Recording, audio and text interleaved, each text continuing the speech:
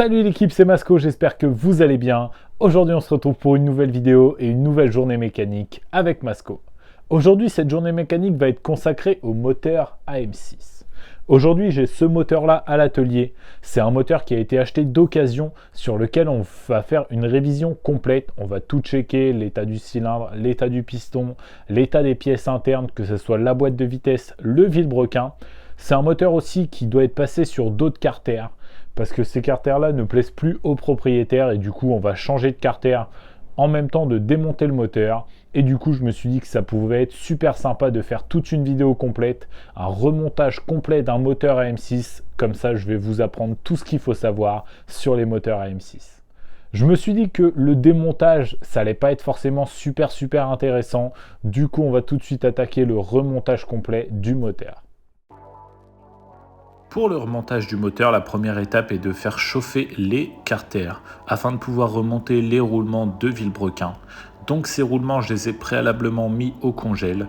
Comme ça, ils se sont rétractés, mes carters sont dilatés et les deux vont s'emboîter l'un dans l'autre parfaitement.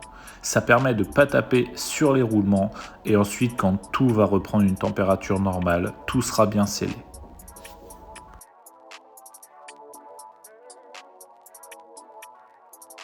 Donc là l'équipe, on va attaquer la partie qui peut faire un petit peu peur, le remontage de la boîte de vitesse. Pourtant vous allez le voir, une fois qu'on a la technique, c'est vraiment très simple. Alors déjà, là, il faut savoir que c'est un moteur AM6 à 5 rondelles. Donc on a ces deux rondelles là qui ne seront pas présentes si on a un moteur AM6 à 3 rondelles. La première, la plus large, elle va se positionner ici. Et on va verrouiller sa position en mettant les deux arbres de vitesse. Donc là on a l'arbre secondaire, l'arbre primaire. Il faut les assembler comme ceci. Ça s'assemble très bien, c'est prévu pour. Et on va mettre aussi cette fourchette de boîte de vitesse à ce niveau-là parce qu'il faut la mettre tout de suite. Ensuite on va présenter notre petit assemblage à sa place. Hop, et là, tout rentre parfaitement. On va s'occuper maintenant de cette deuxième rondelle. Et on a juste à la mettre ici. Et ensuite, on n'y touchera plus. Nos deux rondelles sur l'arbre secondaire sont positionnées. Par contre, là, comme on peut le voir, impossible de tourner la boîte de vitesse. Et c'est pour ça qu'on va tout de suite poursuivre le remontage de la boîte avec ce petit ressort-là. Donc il ne va pas venir dans ce premier trou ici là, il va venir dans le deuxième petit juste là. Donc là il y a juste à le mettre dedans. Ensuite on va mettre cette bille, donc c'est la bille qui sélectionne les vitesses. On la pose au-dessus. Maintenant avant de placer notre barillet, on va mettre cette fourchette là. Donc la fourchette qui a un léger déport, comme on peut le voir ici, dans la gorge inférieure de l'arbre secondaire. Il faut un peu le soulever avec la main. Ensuite, on va prendre notre barillet, on va suivre la gorge du milieu. À un moment donné, il y a un creux ici. Et ce creux-là, on va venir l'aligner avec le petit pion qu'il y a ici sur notre fourchette qu'on a mis tout à l'heure. Hop, le petit pion rentre dans le trou. Et le barillet, il est à sa place. Maintenant, on va s'aider d'un petit tournevis. Parce que sinon, quand on a des gros doigts, c'est pas hyper simple. On va mettre le pion de la deuxième fourchette qui est ici.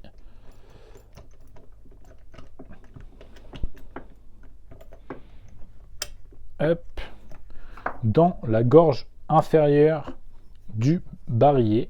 Ensuite, on remet notre troisième et dernière fourchette dans la gorge supérieure et ensuite on va mettre l'axe des deux fourchettes. Là il faut faire attention que l'axe passe bien dans les fourchettes sans qu'elles se retirent du barillet. Hop. Là, à l'aide du manche d'un tournevis, on va taper un petit peu dessus. Et comme ça on est sûr qu'il est bien embuté et qu'il n'y a pas de problème. Et donc maintenant, on a une boîte qui tourne parfaitement. On peut même, si on le souhaite, changer de rapport. Il n'y a aucun problème. Et c'est donc maintenant qu'on va installer notre système de sélection de vitesse. Et pour ça, on va utiliser les 3 dernières rondelles, les 3 seules rondelles qui seront sur les moteurs AM6 à 3 rondelles. Comme on peut le voir, celle-ci elle a un trou d'un diamètre un peu supérieur aux 2 autres. Il y en a une première de petit diamètre qu'on vient mettre ici au-dessus du barillet.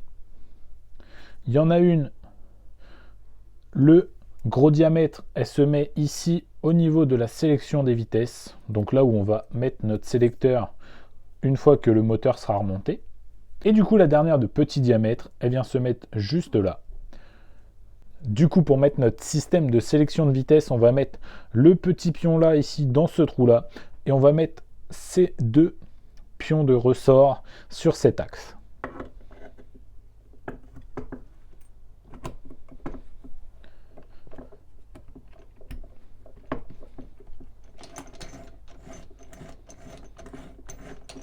Donc là, tout est parfait, la boîte tourne vraiment correctement.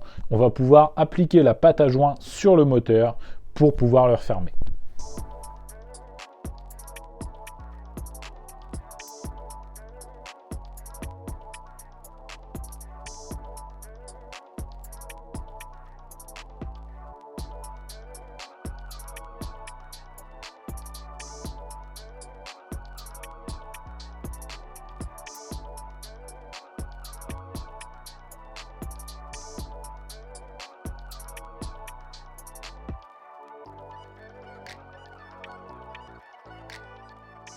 Donc là, comme on peut le voir, vous voyez, il n'y a aucune difficulté à faire tourner le moteur. Notre vilebrequin, il est parfaitement libre. Mais si jamais votre vélo, vous, il n'est pas libre, vous pouvez utiliser une douille BTR comme ça pour taper. Vous la mettez dans la tête de vis et vous tapez à ce niveau-là. Et ça permettra de libérer votre vilebrequin pour qu'il tourne parfaitement. Pour nous, la prochaine étape, ça va être le remontage du cylindre, parce que sans le cylindre, on ne pourra tout simplement pas serrer l'écrou d'allumage, ni serrer l'écrou qui vient ici au niveau du pignon de vilebrequin. Donc, la prochaine étape logique, c'est le cylindre. On va donc maintenant pouvoir s'attaquer au remontage du cylindre. Et là, on est sur un 88 Stage 6 fonte. Et du coup, sur ce cylindre-là, il n'y a pas de squish à faire, mais sinon, vous avez déjà vu dans d'autres vidéos comment faire le squish. Donc là, comme pour tous mes joints, je vais un peu le graisser, histoire qu'il fasse vraiment une bonne étanchéité moteur.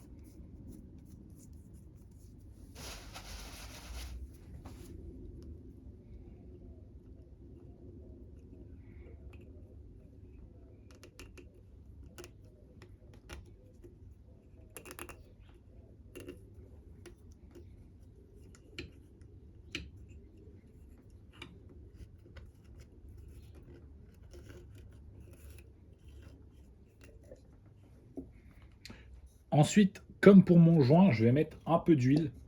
Donc moi j'utilise de l'huile de mélange de temps, donc de l'huile qu'on met normalement dans l'essence pour ce type de moteur, pour huiler le piston, et comme ça il va bien glisser dans notre cylindre. Et par la même occasion, hop, j'en mets un peu dans le cylindre. Ça fumera un peu au premier démarrage et ça permet un montage dans de très bonnes conditions. Maintenant, je vais mettre mes segments devant leurs petits pions sur le piston pour pouvoir les refermer. Je vais présenter mon cylindre.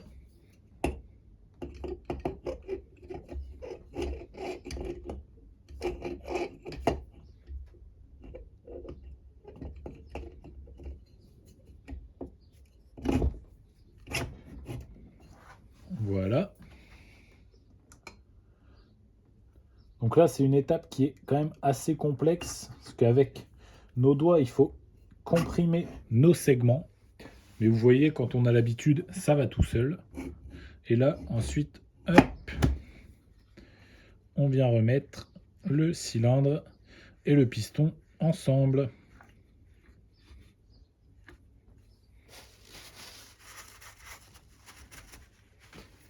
On va pouvoir maintenant monter la culasse. Et moi, j'avais déjà remplacé le joint d'extérieur. Du coup, on va remplacer maintenant tous les autres joints.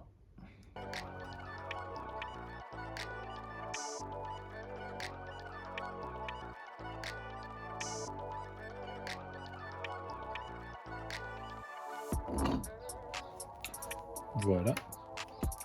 Ensuite, à l'aide d'une clé à pipe, je vais présenter mes écrous de culasse jusqu'à ce qu'ils touchent la culasse et ensuite je les serrerai à la clé dynamo.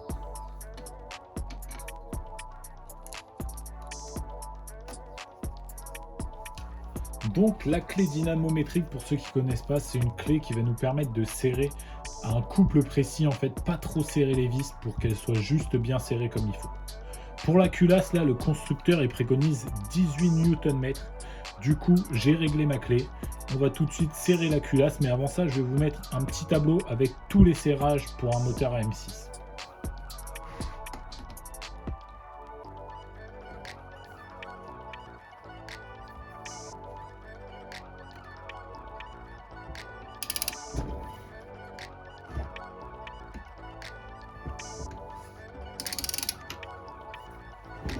Maintenant que mon cylindre est correctement monté, je vais tout de suite installer le bloc piston et on va pouvoir attaquer la partie embrayage. Pour ça, c'est hyper pratique d'avoir comme moi, vous voyez, soit des grosses masses en ferraille comme ça ou des cubes en bois afin de pouvoir caler son moteur. C'est vraiment plus agréable pour travailler dessus. Donc là, pour la partie embrayage, on va tout d'abord commencer par remonter le joint SPI côté embrayage. Et donc là, rien de plus simple. On peut même réussir à le mettre à la main.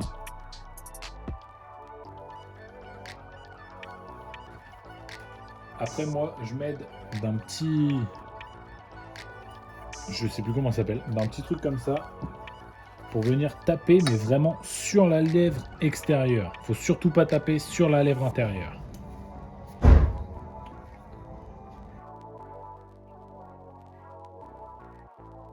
Ensuite, il faut surtout pas oublier ce petit joint torique qui va venir se glisser sur le vilebrequin. Et donc, comme vous pouvez le voir, il va se mettre dans la petite gorge qu'on voit sur la bague de vilebrequin ici.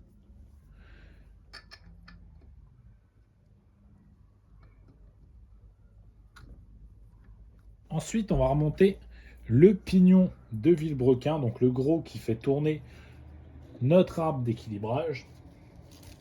Pour ça, on va remettre une petite clavette d'embrayage neuf parce que quand j'avais démonté le moteur, la clavette était en miettes. Et donc du coup, sur ce moteur-là, il était vraiment temps de faire un bon entretien. Là, comme on peut le voir, ici, on a un petit point. Et ici, on en a deux.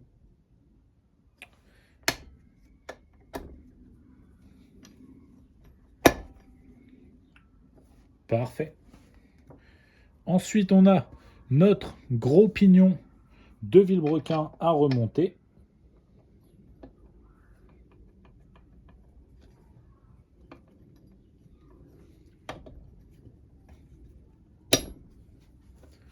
Et ensuite, on a l'écrou pour resserrer tout ça.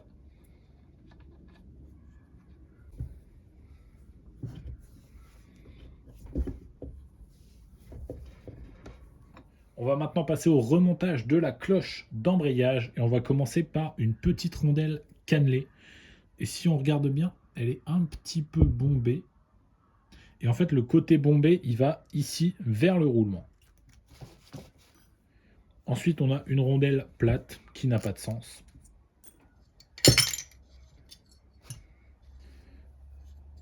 Et ensuite, on va mettre notre noix d'embrayage.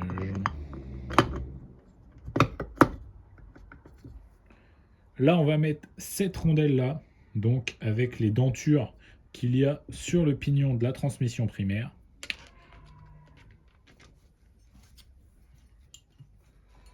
Ensuite, on va mettre le plateau d'embrayage. Ensuite, on a cette rondelle-ci à mettre. Et comme on peut le voir, ici, il y a un petit épaulement. Il va falloir le mettre dans le creux qu'il y a juste là. Vous voyez, ici, là, il y a un petit creux. Donc, hop. Souvent, c'est des rondelles assez dures à remonter une fois qu'elles ont été démontées parce que c'est des rondelles qu'il faut tordre une fois qu'on aura mis l'écrou et du coup, c'est un peu compliqué de les remonter à chaque fois. Moi, je m'aide souvent d'une clé comme ça pour commencer à les enfoncer parce que sinon, c'est assez compliqué.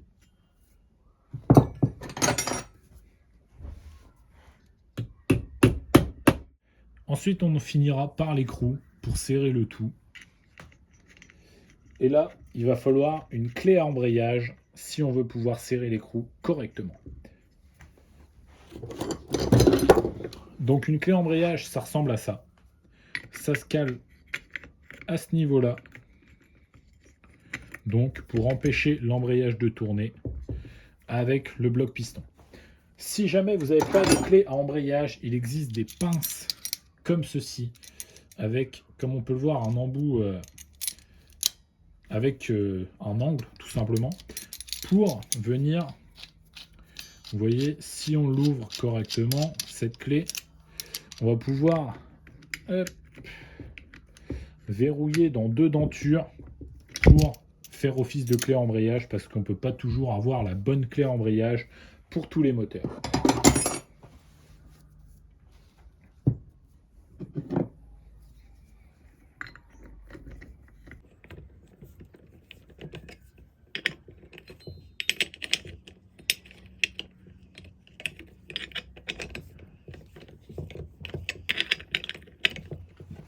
Il va nous falloir un marteau. Ça paraît pas commun, mais il faut un marteau. Et en fait, en face, donc là ici on a notre petit épaulement que je vous ai montré tout à l'heure qui est dans son logement. Et en face ici, il va falloir qu'on vienne avec un tournevis plat, parce que je pense qu'il n'y a pas d'outil spécifique pour faire ça. Plier la rondelle. Et en fait c'est pour ça que quand on la remonte et que c'est une rondelle qui a été démontée, c'est un petit peu compliqué à remonter.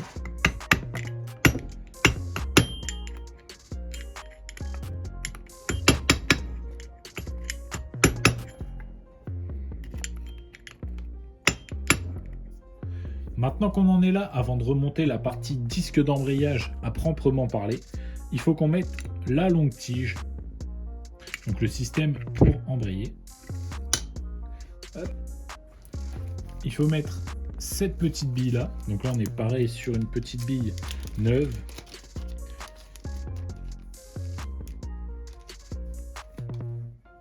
Et bien faire attention de bien la faire tomber dans son logement. Ensuite on finit par cette partie là, donc cet axe, avec une partie ici plus large pour embrayer. Pour les disques, il n'y a rien de bien compliqué. Un garni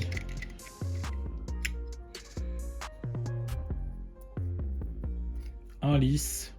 Par contre, là, comme on peut le voir, ici, il y a un petit truc en plus. Il y a une petite goutte, on va dire. Et en fait, la petite goutte, on va mettre la première à ce niveau-là. Ensuite, on remet un disque garni.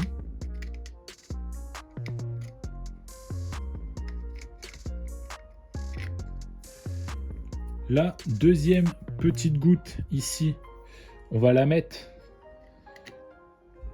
La première est ici, ouais, on la met à peu près là-haut. Un autre disque garni. Et ensuite, notre dernière petite goutte, les deux sont là. On va mettre la dernière à ce niveau-là. En fait, il faut mettre, ouais, voilà, aux 3 extrémités, quoi, en fait. On termine avec notre dernier disque garni, s'il veut bien rentrer. Attends, si je suis pas en face, forcément. Et ensuite, on va pouvoir monter notre plateau presseur. Et là, comme on peut le voir, ici, on a une petite flèche. Et cette petite flèche, elle va venir se monter ici. Donc, cette vis-là, c'est pour ce port-là, parce que la petite flèche en face, le petit rond.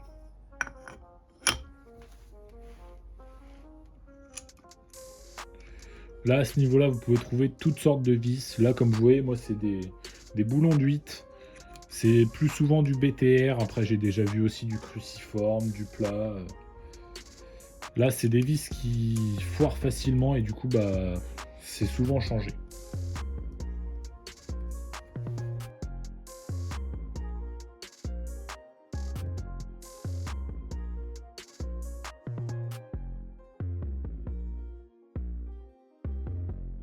Maintenant que toute notre partie embrayage est remontée, on va pouvoir refermer la partie kick et embrayage du moteur. Et on va commencer par mettre ce pignon-ci avec les petits crans sur le dessus vers nous. Hop, et on le place juste là dans son logement. Ensuite, on va prendre notre carter. Et là, il va falloir remonter cette pièce-là. Donc là, si je le mets comme ça, mon kick ne sera pas assez tendu. Donc on va le mettre comme ça.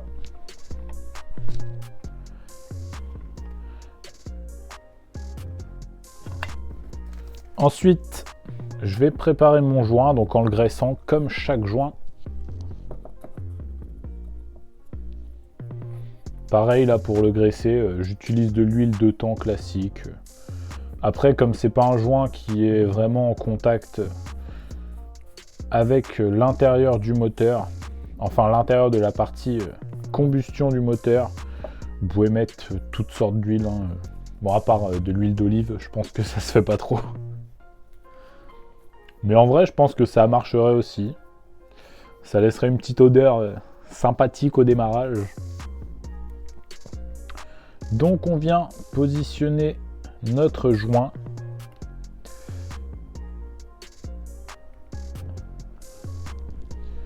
Le côté pratique de mettre un peu d'huile, ça sert aussi à faire adhérer le joint au carter. Et là, comme ça, je peux voir que tous les trous des vis sont en face. Et je sais que j'aurai pas de problème au remontage. Donc ensuite, on prend notre carter. On va tout simplement venir le poser en maintenant ici cette pièce là, parce qu'il ne faut pas qu'elle tombe plus loin qu'ici, parce que là après elle est plus dans son cran.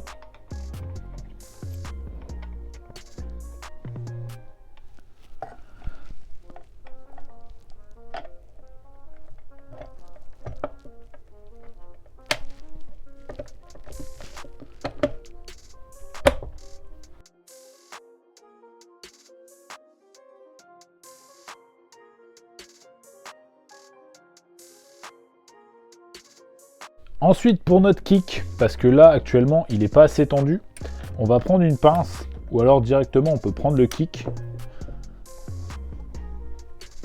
Hop, on va faire tourner le kick et on va venir revisser la vis qu'il y a ici au-dessus du carter.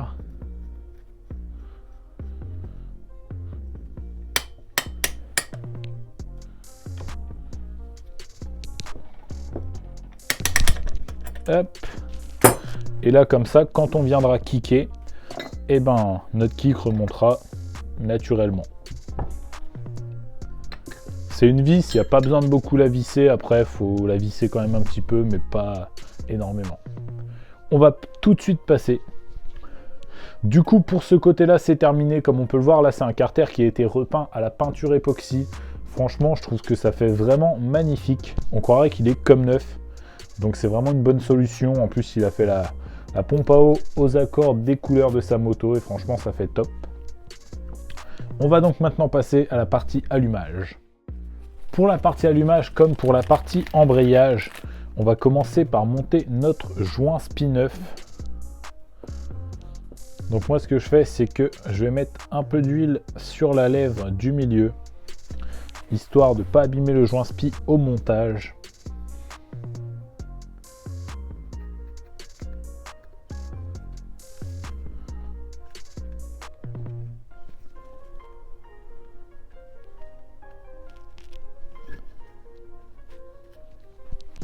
Ensuite, à l'aide de mon petit outil, je vais tapoter sur le joint spi,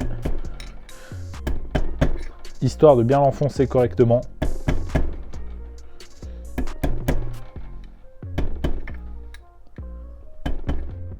Donc pour ceux qui vont remonter un allumage d'origine, c'est super simple. Vous avez juste à remettre la platine, remettre le stator, le rotor, sans oublier la petite clavette qui se met sur le vilebrequin. Mais nous là, on repart sur un allumage rotor interne. On est sur un MVT DD. Et du coup, on va refaire un montage classique pour un DD avec un calage.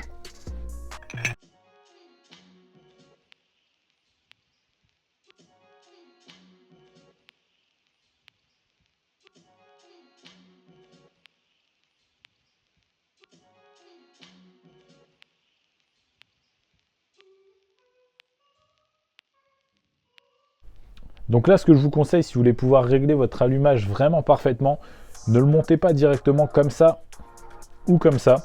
Mettez-le à peu près au milieu de chaque côté. Comme ça, ça vous permettra de rajouter de l'avance à l'allumage si jamais il y a besoin.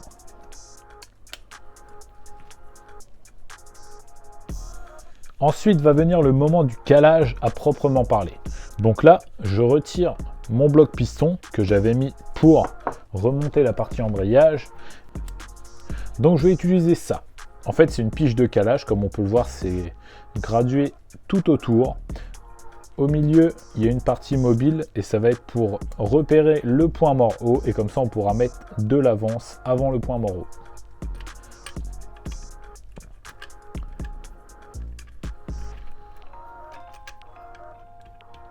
Donc là voilà, on est au point mort haut et du coup on va venir avec notre clé Allen ici serrer cette petite vis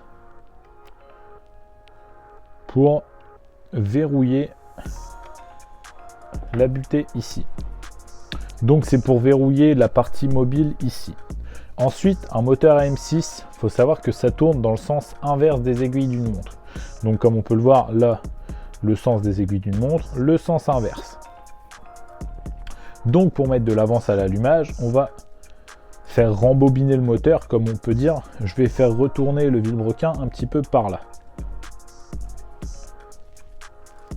Donc ensuite, avec ma graduation juste là, donc là on voit qu'on est à 0,4, on va ajouter 0,35, donc 0,10, 0,20, 0,30 et 0,35. Ensuite, on va remettre le vilebrequin au plus proche possible du point mort haut et donc on sera à 0,35 du point mort haut et on pourra remonter notre rotor. Là, comme notre moteur tourne dans le sens inverse des aiguilles d'une montre, on va utiliser ce petit repère là. Il y a juste à prendre la flèche du sens de rotation et regarder quel repère elle regarde. Donc là, hop, il faut caler notre allumage comme ceci. Là, ce qu'on peut faire avec un petit maillet, on peut tapoter dessus pour qu'il se sertisse un petit peu avec la soie de vilebrequin. Ensuite, on vient mettre notre écrou d'allumage.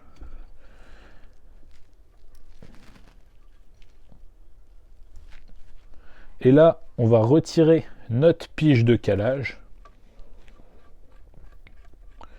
pour remettre le bloc piston et pour pouvoir serrer correctement l'écrou de l'allumage. Et donc là, avec une clé de 15, on va venir serrer notre allumage. Tout en faisant attention à ce que notre repère ne se décale pas.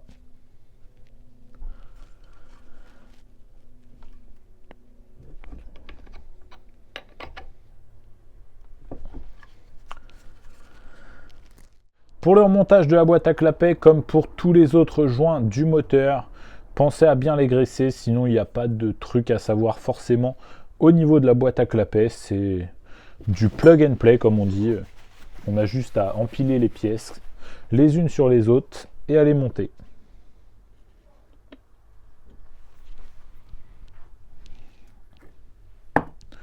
Là, comme on peut le voir, la pipe elle était un peu sale. Il y a un peu de reste de pâte à joint, donc surtout bien nettoyer les pièces avant de les remonter, c'est quand même assez important. Surtout des pièces d'admission pour une bonne étanchéité, c'est vraiment la base. Donc du coup voilà l'équipe, le remontage du moteur AM6 est terminé. Tout s'est super bien passé, j'espère que je vous aurai appris plein d'astuces dans cette vidéo. Comme d'habitude, si la vidéo vous a plu, n'hésitez pas à mettre votre plus beau pouce bleu.